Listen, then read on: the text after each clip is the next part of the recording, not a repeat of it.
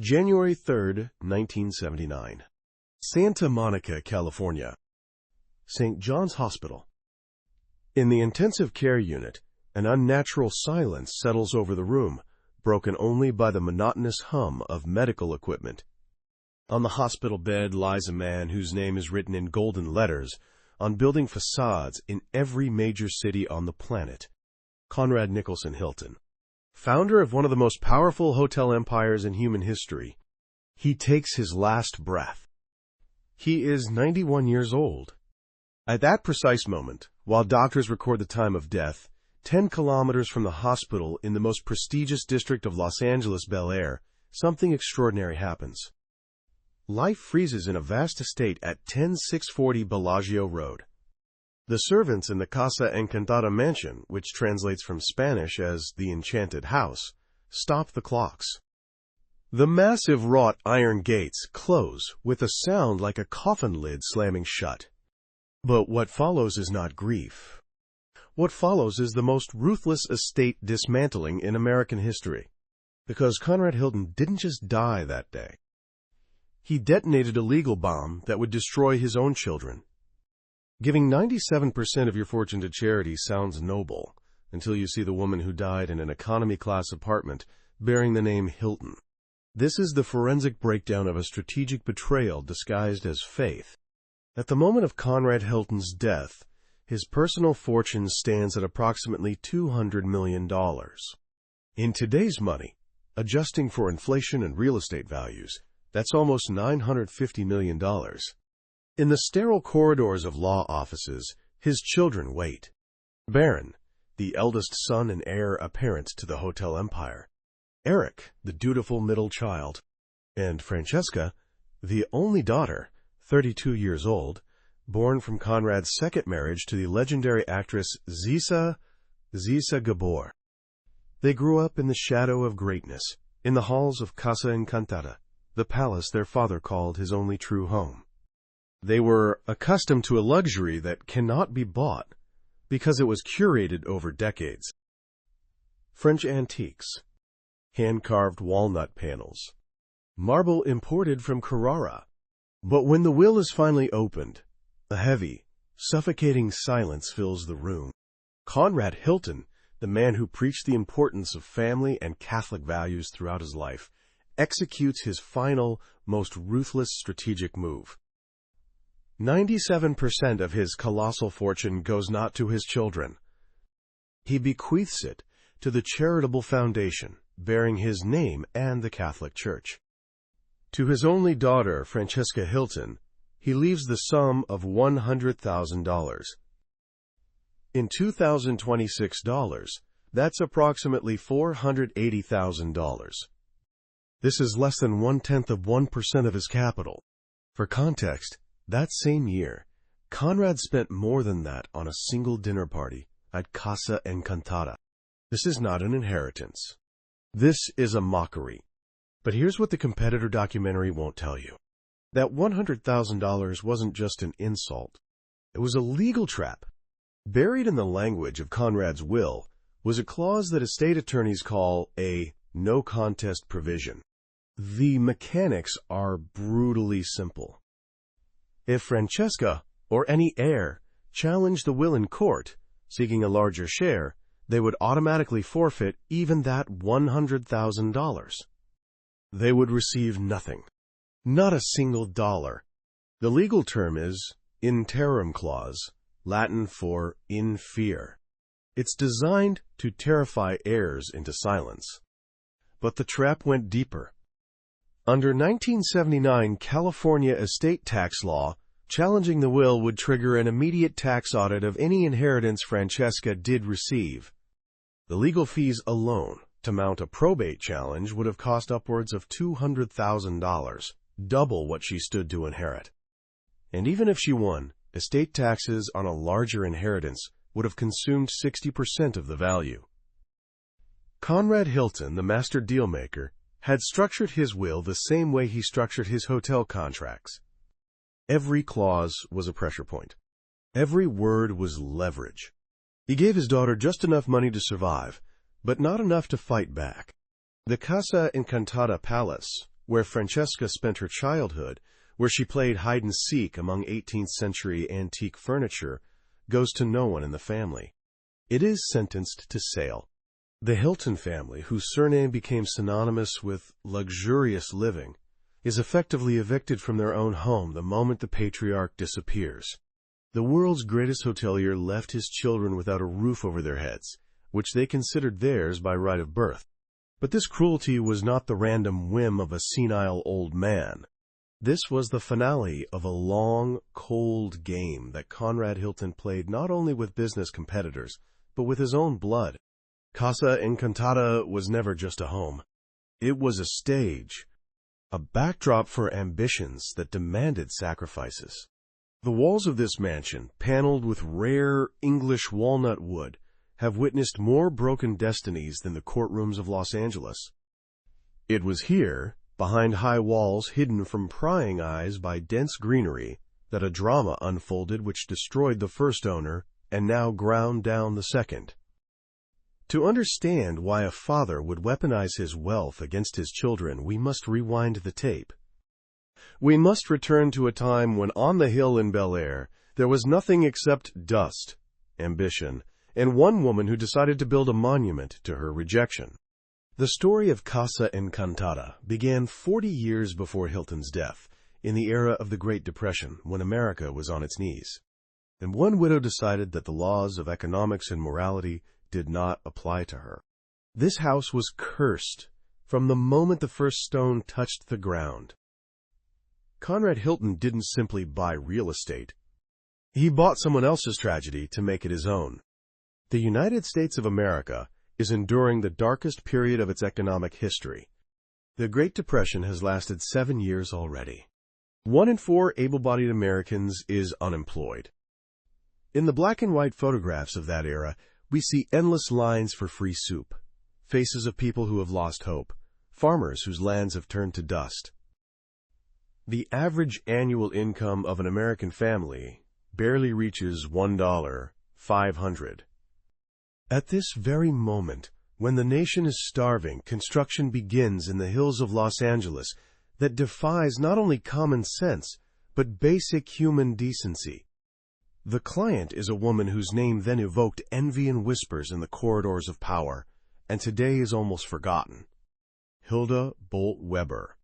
To understand the tragedy of the Hilton dynasty that would unfold here half a century later, one must first understand this woman's obsession, and more importantly, the wound that created it.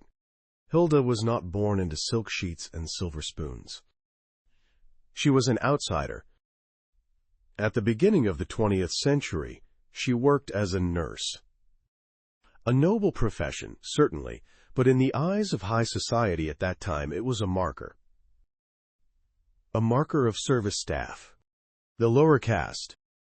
Her fate changed overnight when she married Charles Bolt, the glass magnate, the man who made his fortune producing simple glass bottles for the booming pharmaceutical industry. When Charles Bolt died in 1929, just months before the stock market crash, he left Hilda a colossal fortune estimated at $10 million. In 2026 dollars, that's approximately $180 million. She became one of the richest widows in America. But money did not bring her the one thing she craved most: recognition. The elite of Cincinnati, where she had lived with her husband, never accepted her. To them, she forever remained that nurse who married well. The rejection was surgical in its precision. The doors of private clubs closed when she approached. Invitations to society balls got lost in the mail. At charitable events, the wives of industrialists and politicians would turn their backs mid-conversation, as if she had simply vanished. It was a quiet, polite, but ruthless social execution. Hilda Weber made a strategic decision. If the old world of the East Coast and the conservative Midwest rejected her, she would create her own kingdom where the old rules no longer applied. She packed her belongings, liquidated her Cincinnati estate, and moved to the Wild West, to California, to booming Los Angeles. Here, among palm trees and movie stars, among oil barons and real estate speculators, pedigree mattered less than the size of one's bank account. Hollywood had rewritten the rules of aristocracy, but Hilda didn't just want to buy a house and fade into the nouveau riche crowd. She wanted to build a fortress that would silence everyone who had ever looked down on her. A structure so magnificent, so overwhelming in its grandeur, that those Cincinnati society matrons would choke on their afternoon tea when they saw the photographs. She chose a plot of land at the top of a hill in the Bel Air district, 10,640 Bellagio Road. The location was not chosen by chance. It dominated the landscape, rising above the city like a throne, visible for miles. On clear days, you could see all the way to the Pacific Ocean. To carry out her vision, she hired architect James E. Dolina, the man they called the Architect of the Stars. Dolina had designed homes for Hollywood royalty, but the task Hilda set before him went far beyond ordinary residential architecture. She did not need coziness. She did not want warmth. She needed grandeur. She needed scale that overwhelms. She needed a building that would function as revenge in physical form. Construction began in the year when President Franklin Roosevelt was trying to save the country from starvation with the New Deal. Hilda Weber allocated a budget of $2 million for the build. To understand the scale, translated into modern money, accounting for inflation and purchasing power in the elite real estate sector, this is equivalent to a sum exceeding $40 million. And that was only for the walls and the roof. At that time, for $2,000, an average American family could buy a decent three-bedroom house. Hilda spent that amount on a single chandelier. The workers at the Casa Encantada construction site received stable salaries, which was rare during the Depression, but the conditions were unforgiving. Hilda demanded perfection. She wanted the house to look as if it had stood there for centuries, as if European nobility had built it generations ago. The architectural style was chosen accordingly. Georgian Revival, with elements of French neoclassicism. No Spanish colonial style, which was wildly popular in California at the time. No, she wanted European austerity. Cold, imperial aesthetics. The architecture of old money, even though her money was as new as the paint on the walls. Here was the first curse, embedded into Casa Encantada's foundation. It was designed as a museum, not a living space. A stage set for impressing strangers, not a home for raising children. There was no room in it for children's laughter, for a carelessly thrown newspaper, for the comfortable chaos of daily life. Every square inch of space was calculated with mathematical precision to make an impression, to intimidate, to dominate. Terence Harold Robs-John Gibbings approached his first major American commission with the fanaticism of a man trying to prove himself on a new continent. He had a radical philosophy. He hated antiques. He called them the junk of the dead, relics that carried the dust and neuroses of previous owners. He convinced Hilda that everything in Casa Encantada should be brand new, but designed to look as if it had existed for centuries. Eternal, but artificial. Furniture was not purchased from stores or catalogs. Every chair, every table, every chest of drawers was handmade specifically for a particular room in this house. Wood was ordered from Europe. English walnut, harvested from trees at least 200 years old, then kiln-dried for 18 months to achieve perfect stability. Silk was imported from Asia. Robs-John Gibbings studied Greek and Roman classics to create furniture worthy of an empress who had never existed. Here is where the forensic architectural detail becomes critical. The choice of English walnut wasn't merely aesthetic. Walnut is one of the densest hardwoods available, with a Janka hardness rating of 1.010 pounds force. But more importantly, it has exceptional acoustic dampening properties. When installed as wall paneling in the library, the music room, and the main corridors, it absorbed sound frequencies between 500 and 2,000 hertz. That's the exact range of human conversation and laughter. Architect James Dolana understood what Hilda wanted, even if she couldn't articulate it.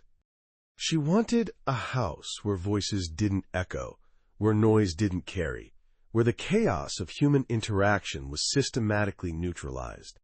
The technical specifications were brutal in their precision. Wall panels were installed with a 1-inch air gap behind them, creating a double-layer sound barrier. Floors were cork-backed beneath the marble to eliminate footstep sounds. Even the door hinges were custom machined in Germany to close with absolute silence. Casa Encantada wasn't just cold. It was engineered to be cold. A house designed to eliminate the acoustic signature of human warmth. The shape of the house resembled the letter H. This allowed natural light to penetrate all 64 rooms, but it also created endless long corridors along which one could walk for minutes without encountering a soul. The East Wing and West Wing were separated by the central entertaining section, ensuring that even if multiple people lived in the house, they could avoid each other entirely. While the walls of Casa Encantada were rising in California, at the other end of the country in Texas, another man was fighting for survival: Conrad Hilton. Unlike Hilda, who was spending her late husband's inheritance like water, Hilton in those years was losing everything. The Great Depression nearly destroyed his business. In 1931, he was forced to declare default on loans. He lost property rights to his hotels. He had to borrow money from the bellhops of his own hotels to buy food. But it was precisely at this low point that their philosophies diverged radically, only to collide fatally decades later. Hilda Weber believed that respect could be purchased by erecting a monument. She was building walls to isolate herself from the world that had rejected her. Conrad Hilton, by contrast, realized that his strength lay not in walls, but in the flow of people. Having lost everything, he started from scratch, working as a manager in hotels that had previously belonged to him. He learned humility, and he learned strategy. While Hilda was selecting the type of Carrara marble for the ballroom floor, debating between statuario and calicatta, Hilton was studying how to save cents on laundry costs in hotel rooms. Hilda was building the house as a static picture, a frozen triumph meant to be photographed and admired, but never truly lived in. She did not understand that real estate of such massive scale requires not only money for construction, but colossal ongoing resources to sustain life within it. A house is a living organism. If you create it solely to impress strangers, eventually the admirers will leave, the photographs will fade, and you will be left alone in a golden cage of 40,000 square feet. By 1938, construction was completed. Casa Encantada towered over Los Angeles, gleaming with whiteness and imported luxury. Formal gardens were laid out around the estate, requiring an army of full-time gardeners. An Olympic-sized swimming pool was constructed. Tennis courts. A separate guest house. Staff quarters that, in square footage, exceeded the size of middle-class family homes. Hilda achieved her goal. She built the most expensive, most luxurious, most technologically advanced private residence in America, west of the Mississippi River. The city held its breath in anticipation. An invitation to Casa Encantada became the most coveted trophy in Hollywood social circles. Hilda opened the doors, expecting triumph. But she had overlooked one critical thing. When you build a house on a foundation of arrogance and the compulsive need to prove your worth to others, you embed a structural crack that no amount of marble can repair. This house was too big for one widow. It was too cold for happiness. And as history would demonstrate, it possessed a strange property. It drained the life force from its owners, offering in return only the cold gleam of polished walnut and the hollow chime of crystal chandeliers. Within 5 years of completion, Hilda's financial situation became catastrophic. Her passion for gambling, combined with the expense of maintaining a palace that required a staff of 30 people, had obliterated her late husband's inheritance. The house that was supposed to prove her superiority had become a vampire, sucking her wealth dry at a rate of approximately $15,000 per month. In $2,026, That's $285,000 per month in operating costs. More than $3 million per year, just to keep the lights on and the gardens trimmed. The stage was set.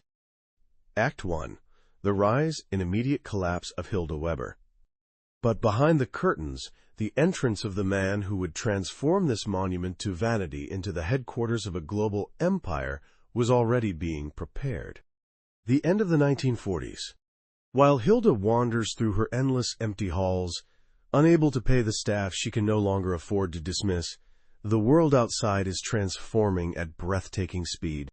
The era of old money and hereditary industrialists is fading, giving way to the age of corporations, mass media, and global brands. And while the widow of the glass magnate tries to hide the tremor in her hands from creditors circling like vultures, a man steps onto the national stage who has turned this new era into his personal weapon. Conrad Hilton, 1949. His photograph appears on the cover of Time magazine. The headline reads, "Innkeeper to the World." This is no exaggeration. In October of that year, he closes a deal that industry experts had declared impossible. He purchases the legendary Waldorf Astoria Hotel in New York City for $18 million. In 2026 dollars, that's approximately $235 million. He calls it the greatest of them all. Now, with New York kneeling at his feet, Hilton turns his gaze westward. He is 62 years old. Tall, impeccably dressed in tailored three-piece suits, his silver hair always perfectly coiffed. He is the living embodiment of the American dream. A man who believes in precisely three things, in this order: God, America, and profit. At this exact moment, Hilda Weber's financial situation becomes catastrophic. Her gambling addiction was devastating. Combined with the crushing expense of maintaining a palace that required 30 full-time staff, it had obliterated her late husband's inheritance. The monthly operating costs alone exceed $15,000. In 2026 terms, that's $285,000 per month. More than $3 million annually, just to keep the chandeliers lit and the gardens manicured. In 1948, she places Casa Encantada on the market. The asking price, $1.5 million. This is an astronomical sum, equivalent to nearly $30 million today. The real estate market responds with deafening silence. No one wants to purchase a monument to someone else's vanity. For 2 years, the house stands empty, a 40,000-square-foot mausoleum slowly accumulating dust. The price drops $1,700,000, $500,000. And here occurs the collision of two worlds. The world of the departing, emotional, wasteful, built on the illusion that beauty could purchase respect. The world Hilda Weber represented. And the world of the arriving, calculating, ruthless, corporate. The world Conrad Hilton embodied. In 1950, Conrad Hilton makes his move. He does not negotiate like a buyer seeking a family home or a romantic retreat. He negotiates like a shark that has detected blood in the water.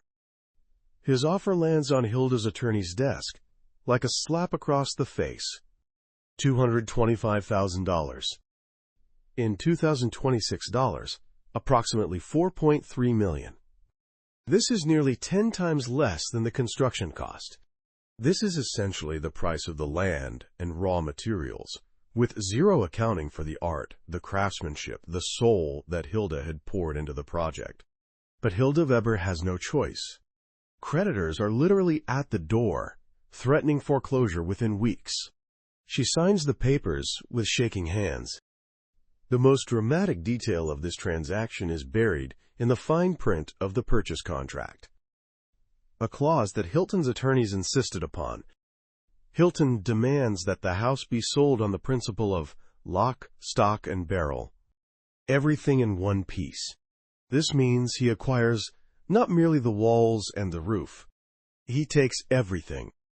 every stick of handmade furniture commissioned from Rob's John Gibbings. Every painting Hilda had collected over 2 decades. The monogrammed silverware bearing her late husband's initials. The imported linens with 1,200 thread counts.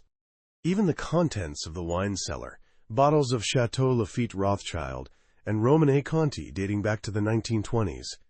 Hilda Bolt Weber departs Casa Encantada with one suitcase containing personal clothing and a single photograph of her late husband. Everything she had created to prove her worth to Cincinnati society now belongs to a Texan who views it simply as efficient asset acquisition. This purchase coincides with another event that finally seals the alliance between Hilton money and Hollywood glamour. May 6, 1950. Just weeks before the Casa Encantada deal closes, Conrad Hilton's eldest son, Conrad Nicholson Hilton Jr., known as Nicky, gets married. His bride is 18-year-old Elizabeth Taylor, Hollywood's brightest rising star, fresh off her success in Father of the Bride. This is the first true marriage of corporate dynasties and celebrity culture in the history of modern American pop culture. The wedding is financed by MGM Studios as a publicity event. 3,000 guests attend the reception at the Bel Air Country Club. Newspapers call it the wedding of the century. This event symbolizes exactly what Senior Conrad aspired to achieve. His surname is no longer associated merely with clean hotel sheets and efficient room service. Now the Hiltons are American aristocracy. The purchase of Casa Encantada becomes the architectural confirmation of this elevated status. When Conrad Hilton first enters Casa Encantada as its legal owner, he does not feel awe before the artistry. He assesses the asset. He walks through the grand entrance hall, his footsteps echoing loudly on the imported Italian marble. He sees not refined European decor, but quantifiable representative expenses that can be justified as business entertainment deductions. He keeps all of Hilda's furniture, not out of respect for Rob's John Gibbings' design genius, but because it is economically efficient. The social shift was tectonic. If Hilda built the house attempting to infiltrate high society, Hilton purchased the house because high society already belonged to him. He brought the spirit of Texas pragmatism into these refined European interiors. For the first time in the mansion's history, its acoustically dampened walls echoed not with polite social conversation, but with Conrad's harsh voice conducting transatlantic business calls about hotel mergers and acquisitions.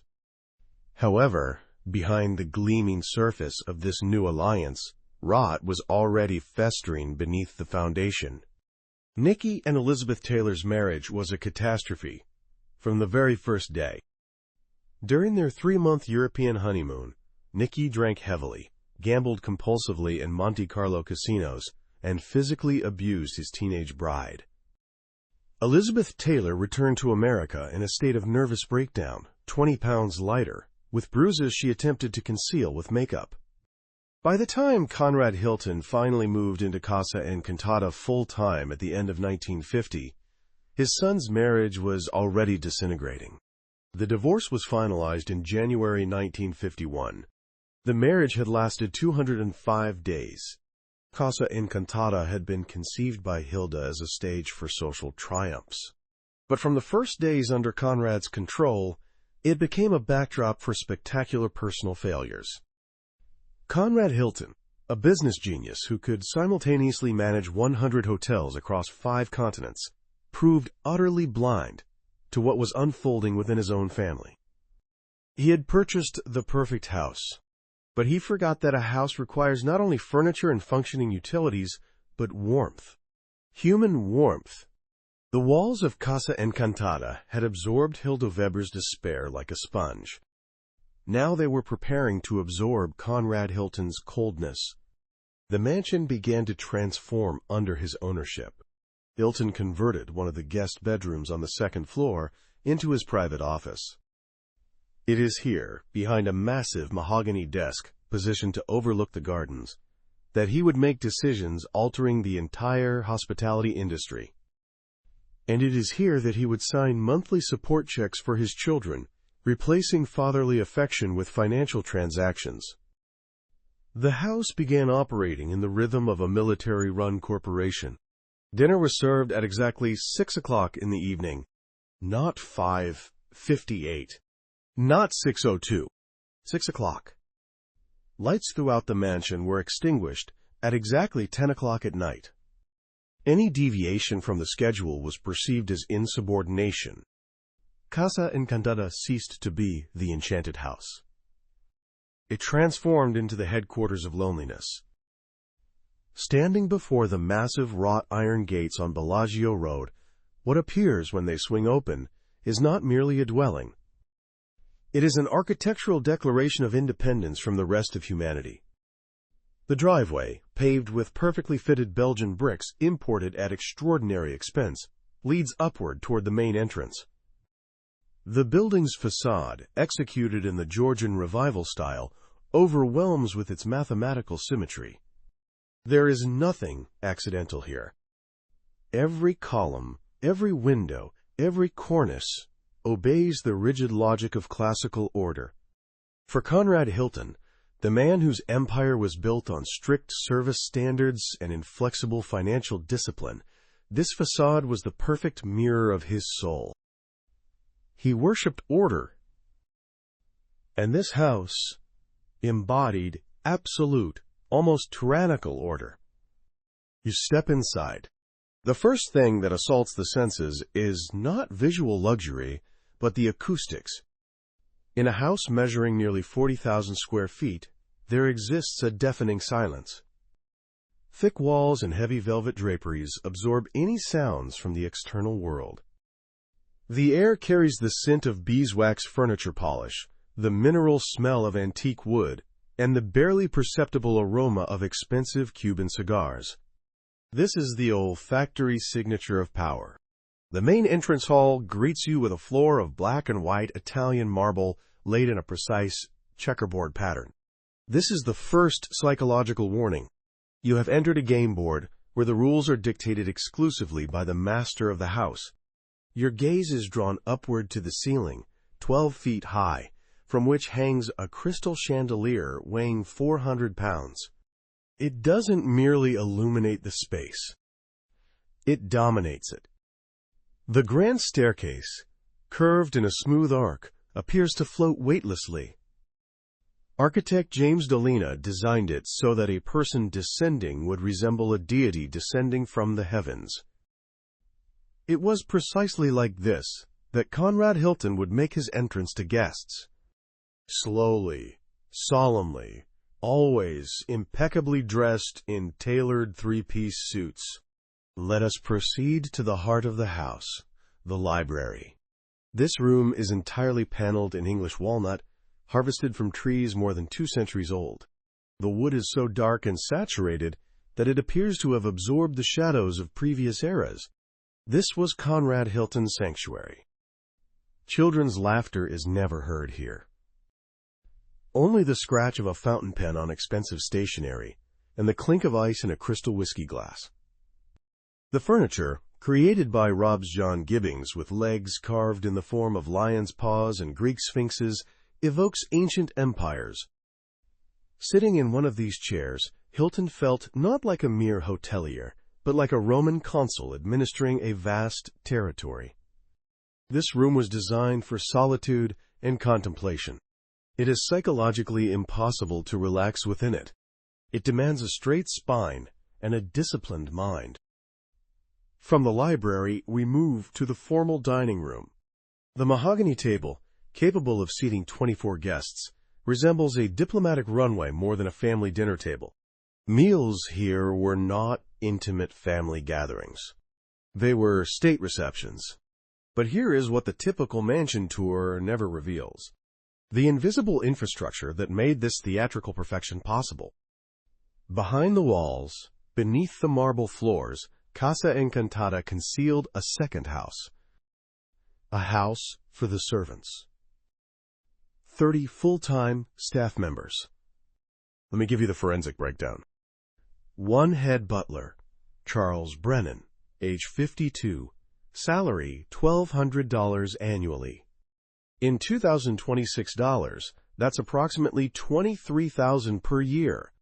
To manage a mansion valued at $4.3 million in acquisition cost alone, Brennan earned roughly 0.5% of the property's value per year. 4 housekeepers, each earning $900 annually, $17,000 in modern terms. They worked 15-hour days, 6 days per week. Their responsibilities included maintaining the hand-carved walnut paneling, which required specialized beeswax treatment every 2 weeks. One head chef, François Mercier, recruited from Le Pavillon in New York. Salary, $2,000 annually, roughly $38,000 in 2026 dollars. He supervised a kitchen staff of 3 assistant cooks. They prepared an average of 42 meals per week for the Hilton family and their constant stream of business guests. 6 groundskeepers maintained the 5-acre estate. Wages, $850 per year each.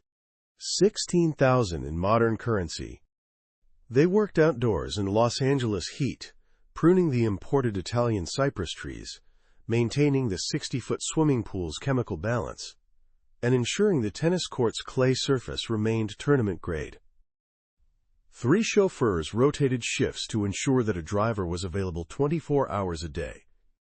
Salary, $1,000 annually. $19,000 in 2026 terms. Deep in the basement, invisible to guests, stood boiler rooms the size of small factories. 2 full-time engineers, earning $1,100 each per year, maintained the heating and cooling systems that climate-controlled 40,000 square feet. The laundry operation alone required 2 full-time staff members, operating industrial washing equipment imported from Germany. They processed an estimated 700 pounds of linens per week. Bed sheets, with 1,200 thread counts that required special handling. Hand-embroidered table linens. Conrad Hilton's monogram dress shirts that had to be starched to exact specifications. Here is the economic reality that exposes the class mechanics. Total annual staff payroll, approximately $32,000. In 2026 dollars, that's $610,000 per year. But the mansion's estimated maintenance costs, including utilities, property taxes, insurance, and materials, exceeded $96,000 annually. $1.8 million in modern terms. The house consumed annually what the average American family at that time earned in 64 years of labor. And here's the psychological architecture embedded in this economic structure. The servants' quarters were deliberately positioned in the east wing basement, accessible only through a separate entrance hidden behind landscaping. The staff could move through the entire mansion via a network of narrow service corridors built into the walls. They appeared silently from concealed doors, delivered meals, cleaned rooms, and vanished like ghosts. The Hilton children could live in the house for years without ever learning the names of the people who laundered their clothes, prepared their food, or cleaned their bedrooms. This was the architecture of estrangement made literal. The underground tunnel mentioned earlier? It didn't just lead to the Bel Air Country Club. It was the ultimate symbol of absolute exclusivity. You could be born in this house, live your entire life within its walls, in the walls of the country club, and die without ever touching the reality that existed beyond its boundaries. Life in a hermetically sealed capsule. 64 rooms, each a masterpiece of design. Each a psychological trap. Guest bedrooms, where presidents and Hollywood royalty stayed overnight, were furnished with such museum-like precision that visitors were genuinely afraid to sit on the edge of the bed for fear of disturbing the composition of the bedspread. Gilded mirrors were positioned strategically so that light danced through the rooms, creating the illusion of infinite space. But this was a cold illusion. The house possessed no cozy corners, no reading nooks where a child could curl up with a book, no informal spaces where family members could accidentally encounter each other and have spontaneous conversations. There were only grand ceremonial halls. On the rear grounds, sat the 60-foot swimming pool. The water was maintained at a constant 78 degrees Fahrenheit, filtered and chemically balanced daily by dedicated staff. Nearby stood a pool house that, in square footage, exceeded the size of average American family homes of that era. It was here, at the edge of this artificial lagoon, that parties took place which were described breathlessly in society columns. Hundreds of guests drinking French champagne, dancing to live orchestras, networking under the California stars. But the moment the music stopped and the last guest departed through those iron gates, Casa Encantada transformed back into a stone sarcophagus. This house demanded complete submission from its inhabitants. It did not tolerate the natural chaos of human life. Scattered children's toys? Unacceptable. Loud music or laughter? Forbidden. A family dog running across the parquet floors? Only if trained to the behavioral standards of a machine. Conrad Hilton fit seamlessly into this environment. He himself was a man of rigid structure and discipline. But for his children, living, breathing human beings seeking love and paternal attention, this house became a golden cage with diamond-studded bars. The scale of ambition embedded in Casa Encantada's foundation was such that any ordinary person living within it seemed small and insignificant by comparison. The architecture whispered daily to its inhabitants, "You are nothing. Only greatness matters." And if Conrad Hilton could respond to this whisper with his genuine business greatness, his children proved utterly defenseless against this crushing psychological pressure. They grew up on a stage set designed for giants while being merely ordinary human beings. And this fundamental dissonance began fracturing their psyches long before they understood what was happening to them. When you walk through the long corridors of the second floor, where the private bedrooms were located, you physically sense the distance between family members. The master bedroom suite occupied the entire west wing. Conrad's children's rooms were positioned in the opposite east wing. The rooms were spaced so far apart that a cry for help from one bedroom would simply not be audible in another. This was the architecture of estrangement made structural. Conrad Hilton slept in the master wing, with floor-to-ceiling windows offering panoramic views of the city he had conquered. His children slept in distant wings, their windows overlooking gardens that were as impeccable, as manicured, and as emotionally cold as their father. February 5, 1969. This date became a black mark, seared into the history of the Hilton dynasty. The moment when the cold marble floors of Casa Encantada truly shuddered for the first time. On this day, Conrad Nicholson Hilton, Jr., known to the world as Nicky, died. He was only 42 years old. The official cause of death listed on the Los Angeles County Coroner's Report: cardiac arrest. The actual cause: 2 decades of systematic self-destruction, fueled by alcohol, gambling, and desperate attempts to fill the void that had formed in his soul under the crushing weight of his father's surname. The death of a firstborn son is always a tragedy, but in the context of the Hilton family, it was something far more significant. It was a verdict rendered on Conrad Hilton's entire philosophy of parenting. Nicky had been the golden boy. He grew up walking through the lobbies of the world's greatest hotels as if they were his personal playground.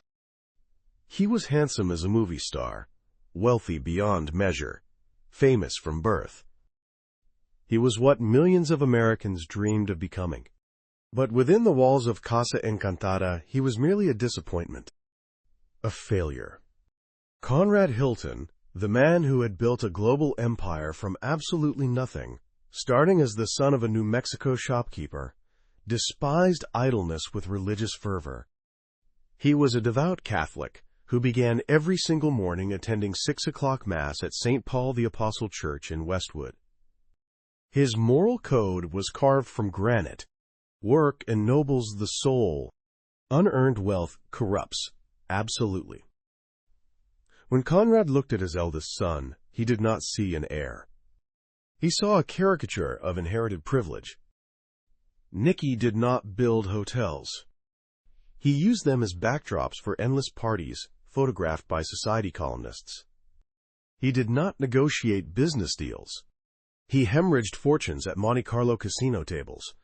His brief, catastrophic marriage to Elizabeth Taylor became a public humiliation for a father who valued reputation above all earthly possessions.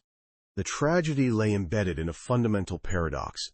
Conrad Hilton loved his children, but he loved them with the exact same methodology with which he loved his hotel buildings. He wanted them to be functional, durable, and operationally useful. But human beings are not buildings. They cannot be managed like assets on a corporate balance sheet. Nicky fractured under the weight of these impossible expectations. When the mahogany coffin containing the body of the 42-year-old heir was lowered into the ground at Holy Cross Cemetery in Culver City, Conrad Hilton stood among the mourners with completely dry eyes. His grief ran deep, but it remained invisible, locked behind the same emotional walls that permeated every room of Casa Encantada. For Conrad, his son's premature death became confirmation of his deepest fear. Great wealth is poison for souls that haven't been hardened by the discipline of earning it. It was precisely at this moment, standing beside that open grave under the California sun, that he became absolutely convinced of the correctness of a decision that would shock the world a decade later. If money had killed Nicky, he would save his remaining children by surgically removing this poison from their lives. But there was another figure in this family drama, whose fate was intertwined with Casa Encantada in the most bizarre and heartbreaking way. Francesca Hilton, Conrad's only daughter. Her mother was Zsa Gabor, the Hungarian-American actress and socialite, who was the complete opposite of Conrad in every conceivable way. Their marriage lasted a tumultuous 5 years, from 1942 to 1947. Francesca was born in 1947, just months before her parents' bitter divorce. For Conrad, she represented a living reminder of what he considered his greatest mistake. Francesca grew up suspended between two incompatible worlds. On one side, an eccentric mother draped in diamonds, fur coats, and scandal. On the other, a stern, emotionally distant father residing in his fortress on the Bel Air hilltop.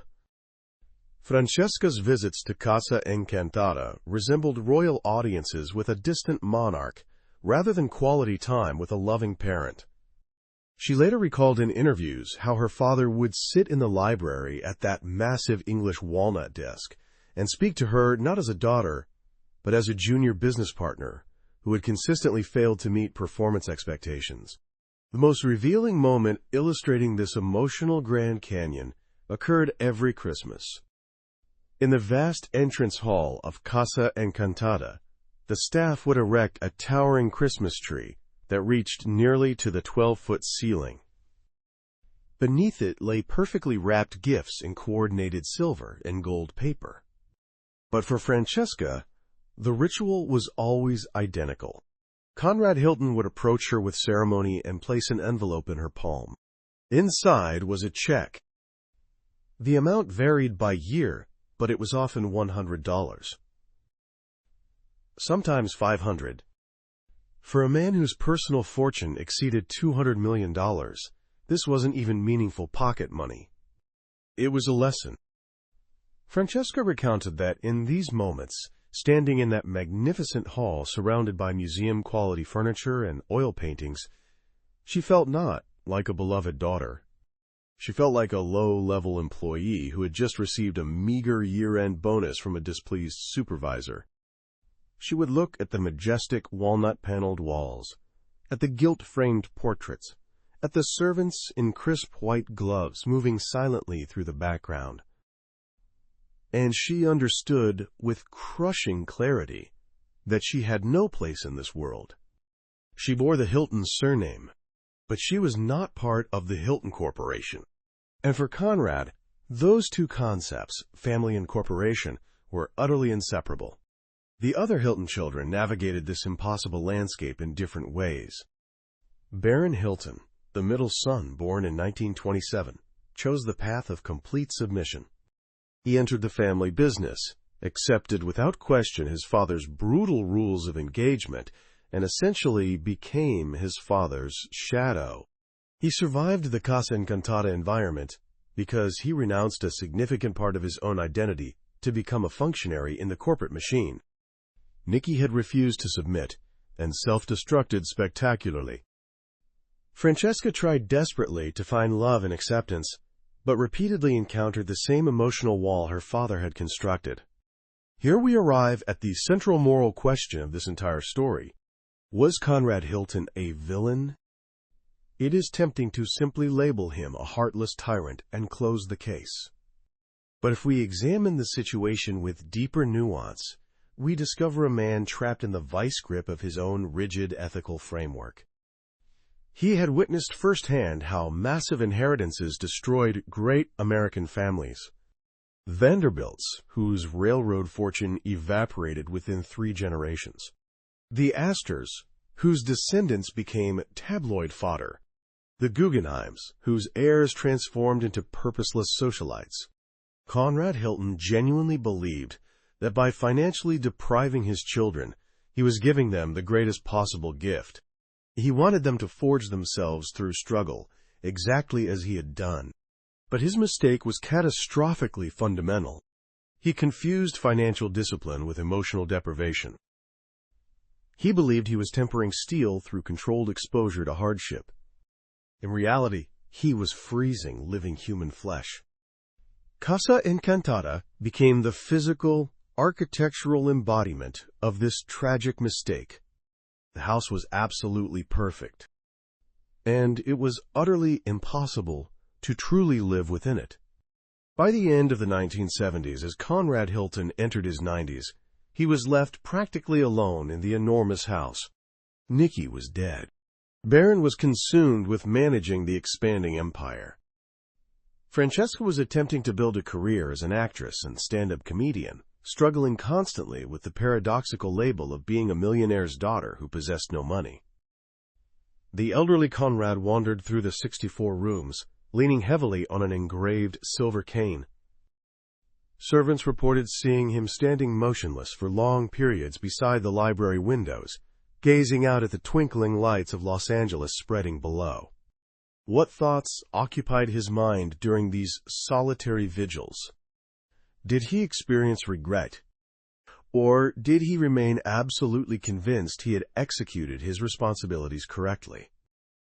In these final years, Casa Encantada itself began to transform. The aura of aggressive grandeur slowly gave way to an atmosphere of time frozen in amber.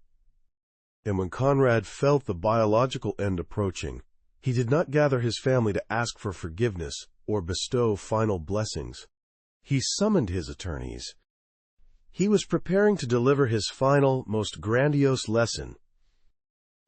He believed with absolute conviction that his accumulated wealth should serve humanity broadly. It should alleviate the suffering of the poor. It should support the Catholic Church's missionary work. These were undeniably noble objectives. But to achieve them, he would have to step over the bodies of his own children. And he was completely prepared to take that step. January 1979. The funeral concludes. Black limousines disperse from Holy Cross Cemetery in Culver City. Floral arrangements on the fresh grave begin to wilt under the California sun. But for the Hilton family, the true nightmare is only beginning. What transpired in a Century City law office several days after Conrad's death became one of the most ruthless corporate and familial battles in the history of American business. Conrad Hilton's last will and testament was not merely a legal document. It was a manifesto. Across 30 pages of dense legal text, the patriarch articulated his final directive, which read like a death sentence for his blood relatives. The essence was brutally simple. Charity supersedes biological inheritance. From his estate, which at that moment included 13.5 million shares of Hilton Hotels Corporation stock valued at approximately $200 million, Conrad bequeathed 97% to his personal creation, the Conrad N. Hilton Foundation. This foundation existed to fund Catholic missionary work, assist starving children in sub-Saharan Africa, and provide disaster relief globally. An undeniably noble mission. But to fulfill this philanthropic vision, Conrad had effectively decapitated his own family. Francesca Hilton received her check for $100,000. Baron and Eric received similarly token amounts. The family reeled in shock. But while Francesca, lacking financial resources and corporate influence, was forced to accept the insult and retreat into obscurity, Baron Hilton perceived in this will an existential threat to the empire's survival. Here begins a legal thriller that consumed 9 years, from 1979 to 1988. The structural conflict was this. If the Conrad N. Hilton Foundation received the shares as stipulated, it would become the majority owner of Hilton Hotels Corporation. But under United States tax law governing charitable foundations, a nonprofit entity could not maintain such a concentrated equity position in a for-profit commercial enterprise indefinitely. Federal regulations mandated diversification. The foundation would be legally obligated to sell the shares on the open market. This meant Hilton Hotels Corporation could be auctioned to the highest bidder. Everything Conrad Hilton had built over 5 decades could vanish. Baron Hilton made the paradoxical decision worthy of Greek tragedy. He went to war against his father's last will in order to preserve his father's life's work. He filed suit in Los Angeles Superior Court, utilizing a complex legal mechanism known as the, quote, redemption option. His argument: the corporation itself should be permitted to repurchase the shares at fair market value, allowing Baron to maintain operational control while compensating the foundation in cash rather than equity. This became a war of attrition. While attorneys in $3,000 suits conducted legal combat in courtrooms, Casa Encantada stood empty on its Bel Air hilltop. The enormous mechanism, deprived of its creator, began cooling like a reactor after shutdown. Without Conrad Hilton, the house lost its operational purpose.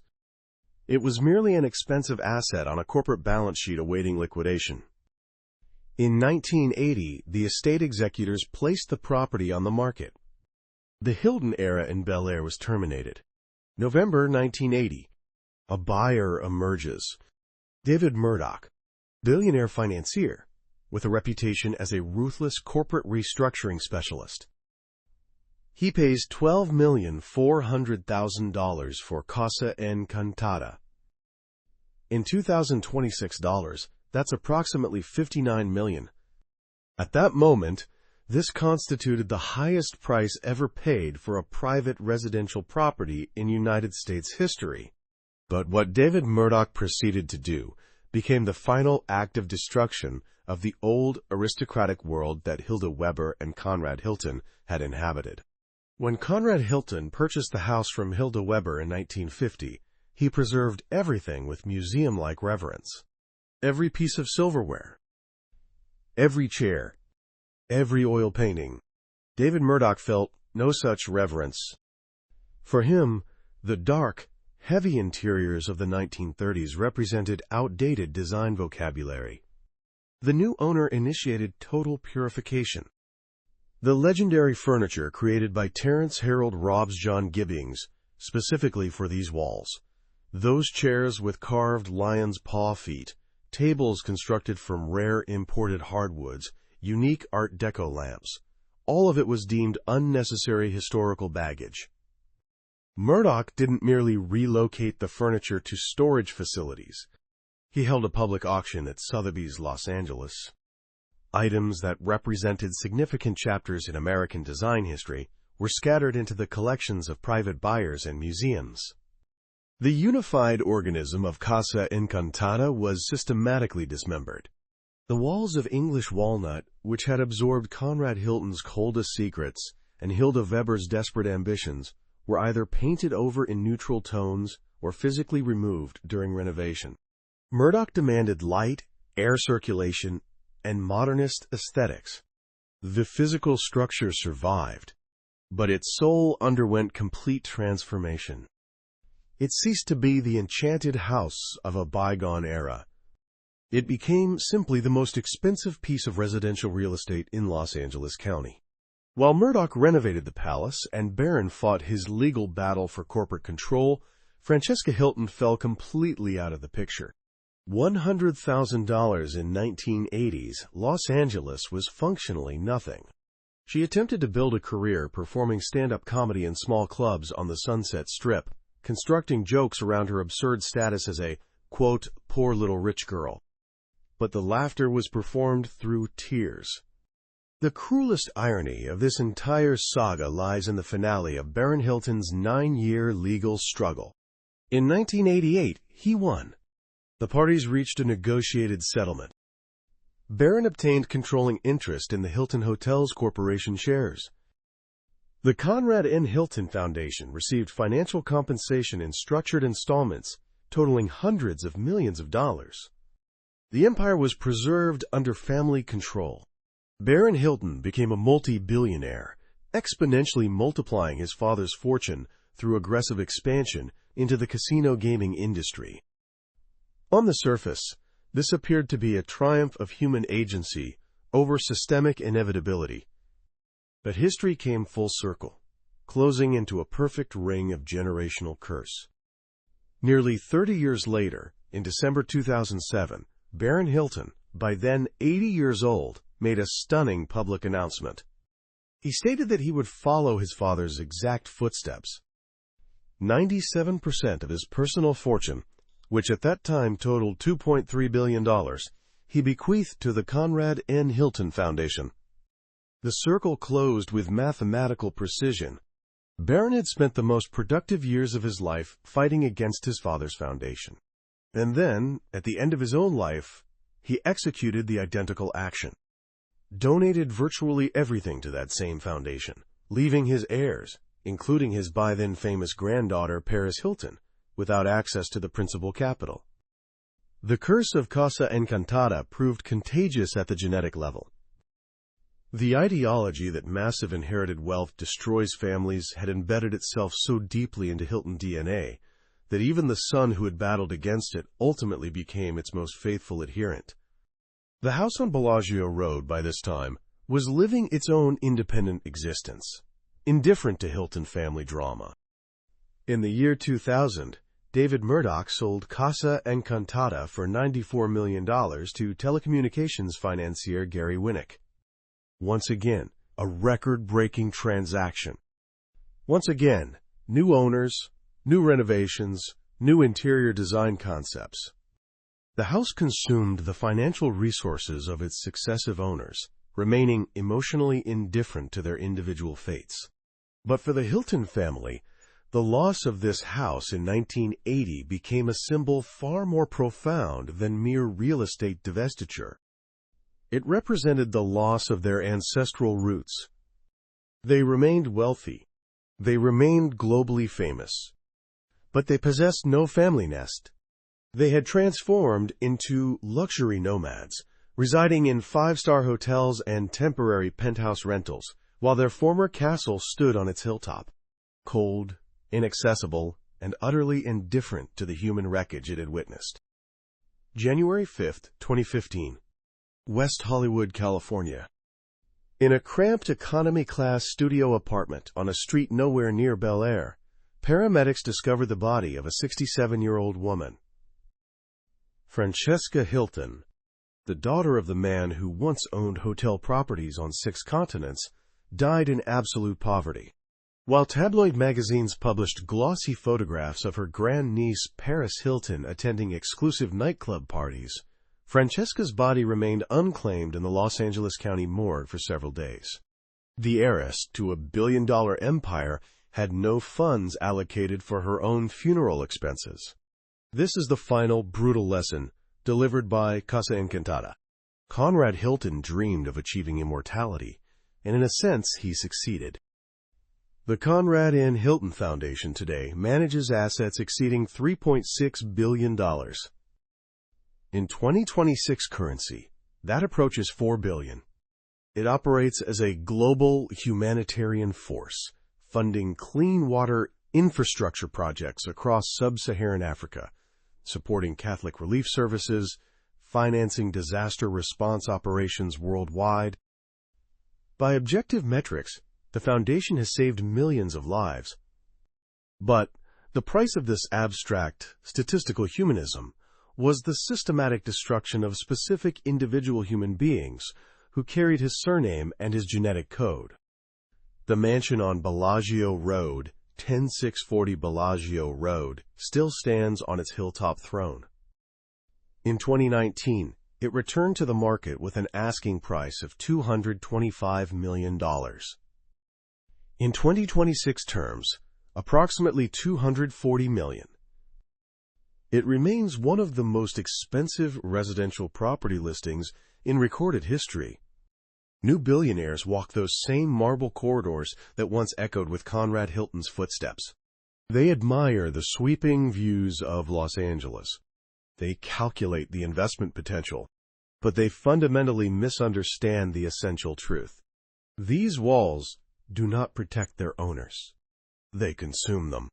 The story of Casa Encantada proves a frightening theorem about wealth, architecture, and human legacy.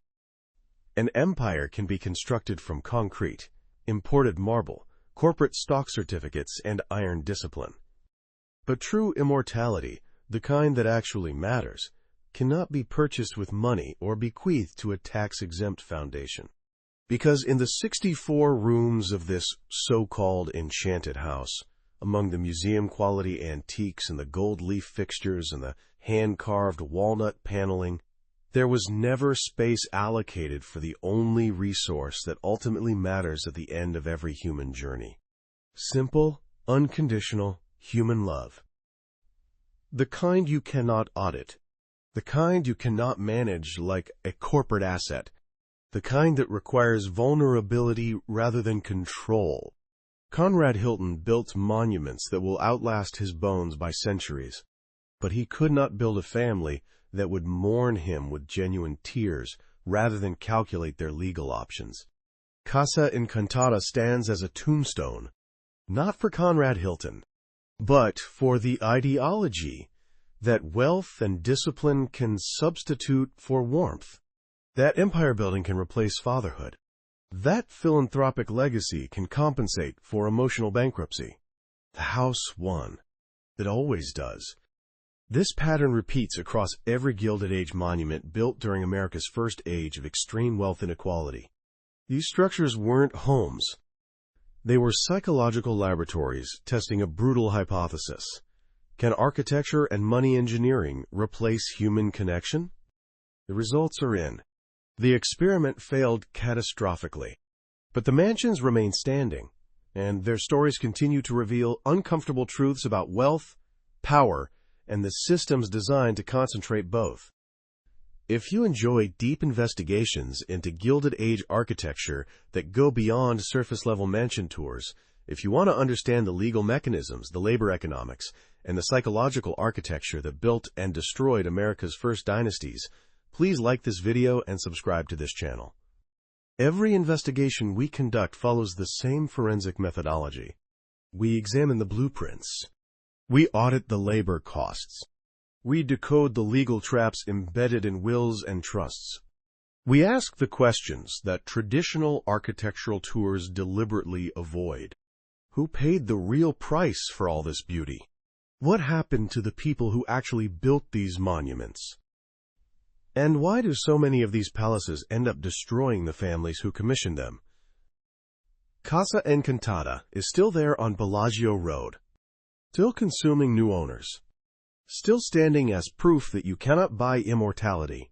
You can only rent it, and the lease always expires. Thank you for watching.